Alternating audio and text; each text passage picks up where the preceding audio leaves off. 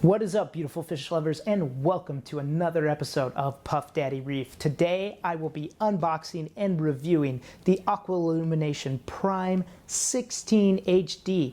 This is a refresh to the most popular nano tank light out there, and they have added 3 more LEDs plus a small moonlight and restructured the LED cluster to improve the blending. Today I will be doing way more than just an unboxing. I will also be doing a decibel test with my decibel meter so you can see what the fan actually sounds like and how loud it is when running at full bore. And I'll take out my PAR meter and get light intensity measurements at multiple depths.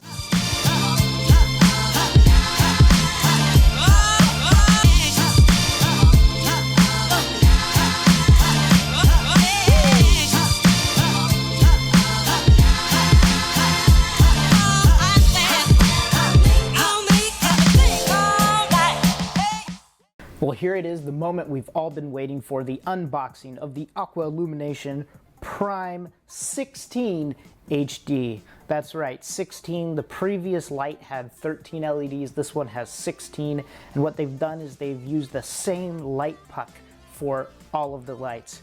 This on the outside shows the white light, but actually I am unboxing the black light, and this is gonna be a pretty cool experience. So let's go ahead and open it right now. I know unboxings are pretty important to some people, other people not, but I think that this is a pretty good experience just to see how well the whole light is put together, because it shows attention to detail when you have a good unboxing experience. So the first thing we see when we have the light here is the light is basically wedged in some cardboard to protect it. We can open up the cardboard and kind of pull the light out. Another interesting thing to note is this particular box did not have any sort of seal on it. I do prefer boxes with seals. Let's start with the less interesting stuff, but it actually comes with this card here that explains how everything works. So this is the quick start guide, and in it, it has instructions on downloading the My AI app. And this is what you're going to use in order to communicate with the light. It has a bunch of different indicators for the LED status to show you what different things mean. And it looks like it tries to communicate a lot of things through this bright little flashing light that we'll see. And once again, it reminds you to download the app. So we're going to set this aside right here. And we are going to pull out the light, and we're just going to set the light aside because we want to check out everything else in the box and then get to the real meat of it. Now, there's not a lot else in this box. Basically, we have a charging adapter. It's a pretty light one. I don't know what that means, but sometimes they're lighter, sometimes they're not. This light is only it's around 55 watts of power, and so it doesn't need as much of a power supply as some things, but that's basically it for the box. Let's get the box itself out of the way. And here we have just a standard charging cable, which is not exciting at all, so we're going to permanently set that aside, and the power supply. Now let's get to the light, because this is why we are all here. Here it is, the Aqua Illumination Prime HD 16. And so we have all the new things with this LED cluster, and this is really exciting. What they've done to this LED cluster is they have taken the LEDs that used to be more evenly spread around here and farther apart with very distinguished individual lenses, and they've clustered them a lot closer. And when I look at this, my first impression is, yeah, everything is a lot closer. Now, Kessil has a patent on putting multiple LED diodes under the same lens. So other manufacturers are trying to squish their LEDs just as close as possible with individual lenses to avoid the patent infringement. I think at some point, though, you actually will get really good blending, and that's what we're going to see here. Another thing I noticed is that there are these little parts here. They look like little hex screw bolts, and they're actually exposed. You can actually touch them right here. I'm wondering if you can unscrew those to basically take the lens off In the previous Hydra lights, you wouldn't see any bolts actually exposed. They were farther away from the LED cluster and kind of hidden behind here. This kind of looks more like some of the setup on some of the Ecotech Marine systems. And that's interesting because Aqua Illumination was actually purchased by Ecotech Marine a number of years ago. So when you think you're trying to decide between Ecotech Marine and Aqua Illumination, really they're just the same company now. They purchased them, I think, because they were both competing for the high end of the LED light market.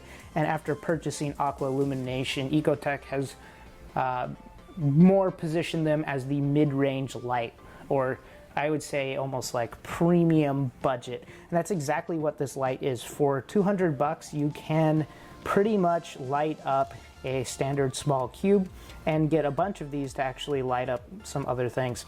So the first thing that I want to note on here is that it doesn't seem like much has changed about this housing, but there is a big difference here. This part, this little screen, can now be removed. And what that's going to enable you to do is kind of clean this.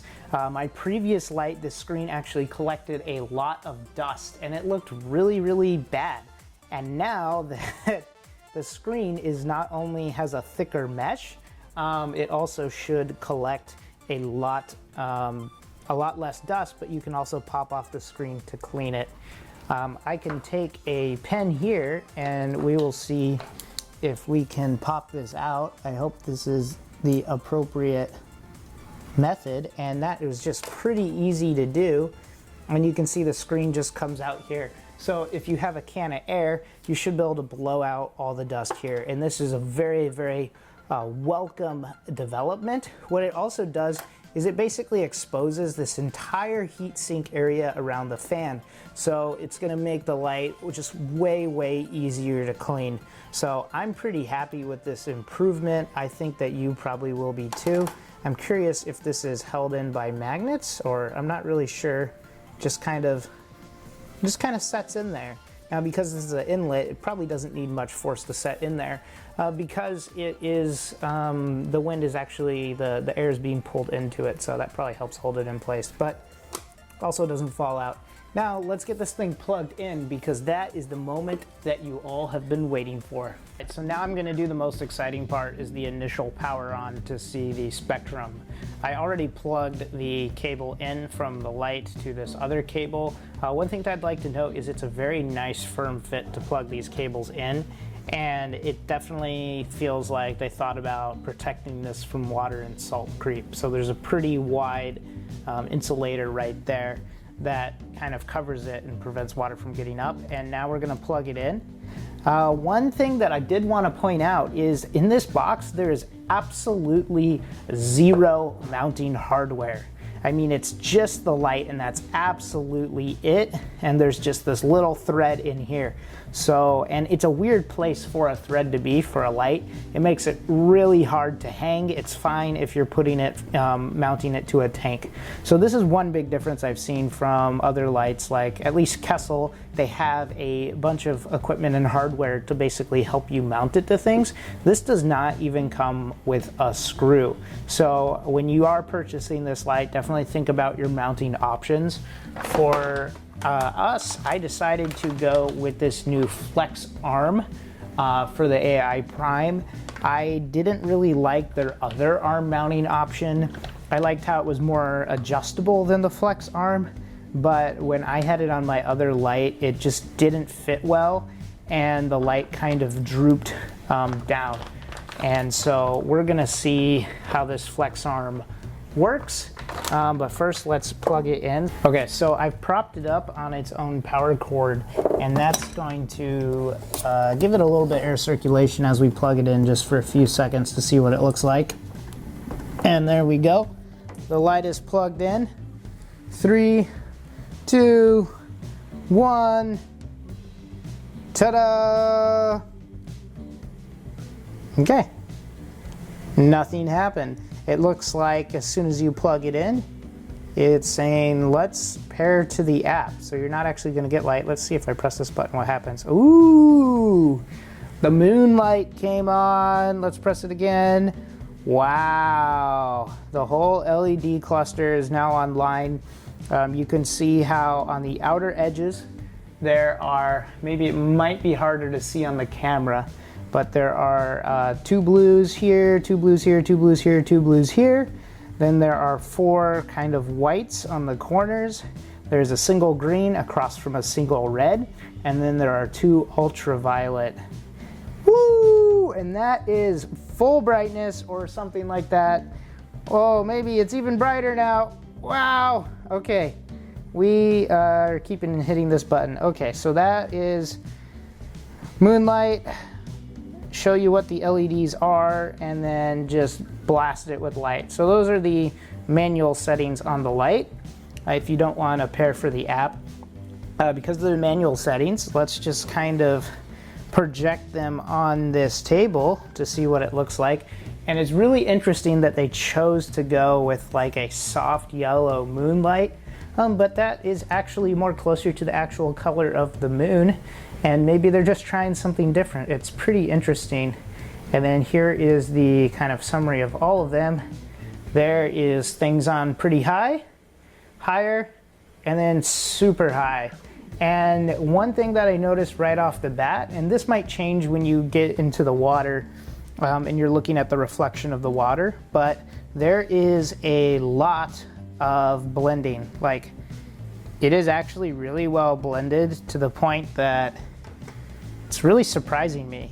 And another thing to notice is the lights are on right now and the fan's not moving at all. So the fan only turns on, I guess, when it gets hot enough. And there were some issues with some early versions of the larger new updated primes, like I think the 36 and the 64, or whatever that number is. But the new updated versions seem to have a firmware issue where their fans were spinning just really fast all the time. This fan isn't even on. So, but I'm just really impressed with the color blending with my initial impressions. And also note that this light is, the puck on this light is the same on all those other versions. So you're just getting this multiplied over more lights. And when I pull it up on this table, when I'm about a foot up, there's a decent amount of spread. So we're gonna get this on a tank and see what it looks like. All right, while we are here, let's unbox this flex arm. So once again, like I said, if you're gonna buy this light, it's highly likely you need to buy some sort of mounting kit. I'm hoping this flex arm is a little more robust than the small adjustable arm for this light, and might need some scissors to cut that open. So here with the flex arm, you have this arm. It comes in 2 lengths. I'm putting this on a super nano tank, so I got the 12-inch length, but you can also do 18 inches. So right here I have a standard nano aquarium. This is the Innovative Marine Nouveau Fusion 8-gallon. It's actually a tank that's been with me for a really long time. It was the first all-in-one tank I bought. And I have the light here with the light mount. Now this particular tank came with a light that really was not sufficient for growing coral. It was this thing called the Skylight, and it had basically a couple blue lights and a couple white lights. No way to adjust the intensity. And we're gonna see how this thing fits on here. What I do like about this mount for this light is it's a very wide mount, so it screws on very nicely, and you just take that one knob in the back and screw it in place. Make sure that it looks relatively centered. You can measure it if you want, or eyeball it. It's not a big deal. You can change it. And I'm gonna angle up so you can kind of see the light. So the light's way up there. And then we're just gonna bend the light down, maybe make it straight and bend it down. It's much too high with this particular mounting bracket for this tank. So that's something to think about. But we're gonna plug it in and test it and see how it looks. So the next step for the light, once you've plugged it in, is to add it. And it looks like the first thing that you do is hit this plus button in the app. You can download it from the App Store. It's the My AI app. And it looks kind of blank. Looks like you can log in. I'm not gonna log in because I just wanna configure locally. Add a device. I guess it's a Neuro/AI device. So click on that. And then you have to name your tank. Let's just name this the bounce house. And the reason why I'm naming it the bounce house is because I've been trying to think of what I want to use this tank for. And mushrooms are a very aggressive coral that can also get out of hand and kind of attack SPS corals. So I don't want them in that tank, but I've been interested in maybe still having some mushrooms. They're easy to take care of, and there's so many beautiful varieties now that maybe I'll put some in here, maybe even get a bounce mushroom, who knows. So we'll call it the bounce house for now. So first, of course you have to spell house right, it's hard to type and talk.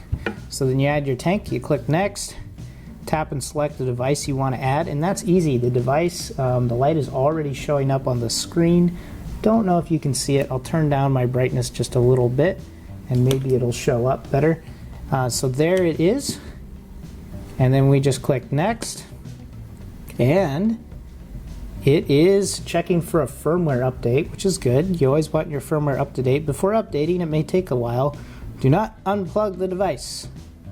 All right, I won't do that. I will skip the scene of it updating, but so you can see, it looks like it's starting to update the firmware right away, which is great. It means that we'll have the freshest firmware on this device. Updating. So the firmware is now updated and Bounce House is now online. Now the next thing that we would like to do is see how to make some lighting schedules. So we will go into the settings here under lighting, and here is a pre-programmed schedule. And so there's a number of features here.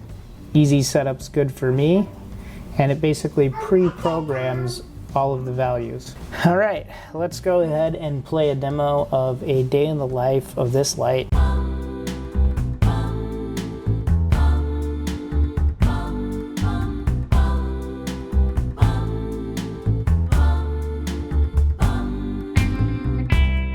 So now the light is in the tank, and you can see it has quite a large spread, and it does have a lot of, I would call, a subtle disco ball effect. So you can see there's a little bit of separation in the colors. You can see some reds and greens and blues popping out, but it's not too bad. Over here you see my Kessil is actually on the left side here, and the Aqua Illumination Prime 16's on the right.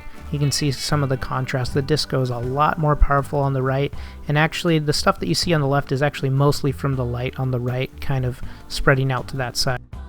And this is just the prime again, and overall it has quite a lot of spread and is pretty well balanced as far as color spectrum goes. So it showcases the coral pretty well, and it's nice. So here's the background sound with the light completely off. It's about 45 to 46 decibels. And that's just kind of the general sound of the flow in the tank. Now we're going to crank on the light and see how it sounds.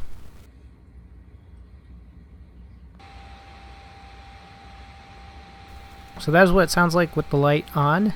Next, we are going to put it next to the Kessil that's been on, also at 100% for about an hour, and see the difference. And so that is what the Kessil sounds like. So the difference between the two lights is about 15 decibels. The AI Prime adds about 20 decibels total, but that's only at 100%.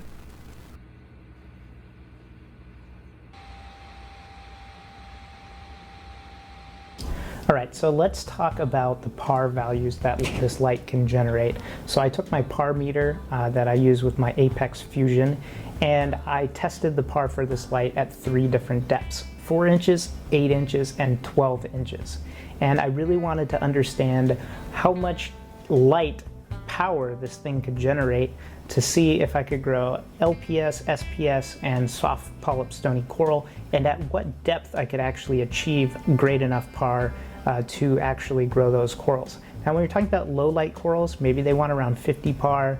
Medium light corals is probably around between 100 to 200 PAR. And high light corals like SPS is generally hitting around 250 PAR to even 350. So those are general ranges that are good target ranges, but coral is actually pretty flexible and can live anywhere, a much wider range than that. And with this light, I really wanted to know, this $210 light pretty solid value. Great proven spectrum. Will it generate enough energy to actually grow coral in a tank like that? So at 4 inches away from the surface, and the light was mounted 5.5 inches above. So 5.5 inches of air gap, then 4 inches below the surface. This light was ringing in at 424 par. That's 12,000 K, color temperature, 100% on all channels. Now at 8 inches, this light was ringing in at 236 par. So even at 8 inches, I would say this thing can pump out enough light to grow SPS coral, which means for a nano tank, even a cube tank up to maybe like 18 by 18 inches, it's probably doing pretty well. Now this is directly below the light. I didn't do a scan all the way around, but that just gives you an idea where it's at, and I'm sure you'll see other reviews that do a full mapping of the par. Now at 12 inches, we still hit 120 par. So a foot below the surface, still great for LPS coral, probably even some SPS coral. Great range to start when you're acclimating SPS coral before you move them higher in the tank. So this light should be able to grow all that you want as long as you have the depths correct. Now I wanted to compare this to my A360X.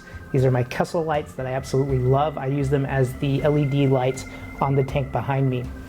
Now at 4 inches, my Kessil A360X was at 50% light color, 100% intensity, was doing 330 par.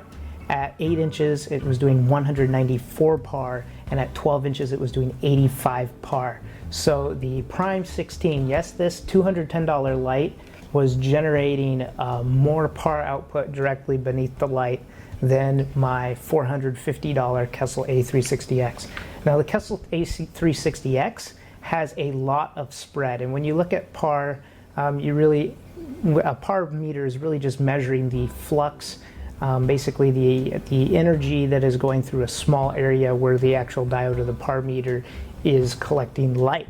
So if you have a wider spread, even though you might be outputting as much total light energy, a wider spread means that point sample is going to have lower par.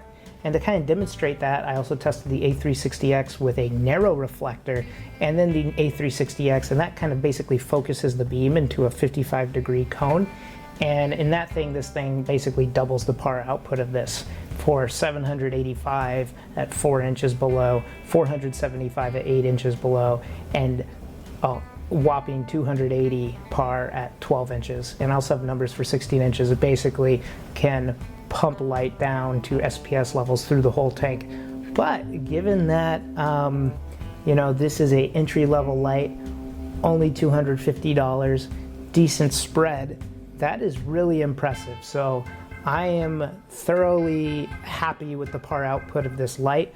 I think that if you want to grow coral with it, you definitely can. The spectrum's pretty good. The blending is pretty good also, not quite as good as the Kessil, but it's much improved. The one thing that I do want to caution though is when I was running this light at 100%, the fan was quite loud. So you saw in my decibel meter test, the fan for this was basically adding about 15 decibels of sound to the ambient sound. So quiet in my apartment is about 45 decibels.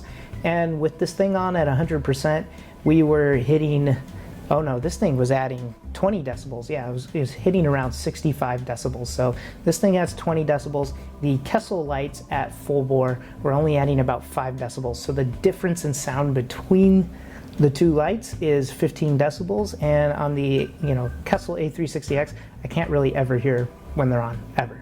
This, when it's on at 100% in your tank, you can definitely, it's pretty bright. But when it's on, at that bright setting, you can definitely hear it. And so that just kind of depends on your personal preferences. Honestly, if I'm running this on like a small cube tank, I don't think you're gonna need to run it at 100%. It's probably gonna be just fine at 50%. And you still have a lot of leeway to pump up the other channels. And in that case, I think this is a great value for a small nano tank light. So if you're getting into the hobby, you're budget constrained, and you want something that actually looks pretty good, it's just kind of a beautiful light design, I would recommend this. If you're super sensitive about sound, then, and you have some spare change, I would go with maybe a Kessil, or you can actually get the Kessil A80 lights that are just a heat sink with no fan at all. That is your quietest option. So for people with bedroom tanks, definitely look at that. This is probably not a bedroom tank light unless you're running softies and you're running down in the 30 to 40% intensity range. So that's my quick summary of this light, the Aqua Illumination Prime 16 HD. If you like this channel, please subscribe. There you go, here's the fan. And please subscribe. Also, we've got a TikTok channel, so check out that. And I have some other cool videos that you can check out here in the end card. So thank you very much for watching this episode of Puff Daddy Reef. I'll see you next time. You are thicker than a Snicker, heavy like a Chevy. Come here, little mama, let me rub up on the belly. Hey, hey, let me rub up on the belly.